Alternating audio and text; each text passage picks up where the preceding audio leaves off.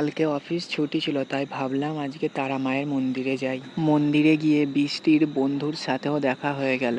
এতদিন পর দুজনের দেখা হলো, দুজনেই খুব খুশি। একজন তো আবার কেঁদেই ফেলেছিল। এতদিন পর দেখা হয়েছে বলে কত মজা করছে দুজনে। আমি ভিডিও করছি বলে আবার সরে যাচ্ছে। এই দেখো 3 মূর্তি একসাথে। পিছনেরটা দেখো এখন এবার পোজ মারছে। মায়ের আরতি শেষ হয়ে যেতে এবার দরজাটা খুলে দিয়েছে। আমি ঠিক এই নিয়মটা জানি না, যতটা শুনলাম সেটাই বলছি। তোমাদের ভুল হলে কমেন্টে বলে দিও। মায়ের যখন আরতি হয় তখন মেন গেটটা বন্ধ থাকে, যাতে কেউ না মায়ের মুখ দেখতে পারে।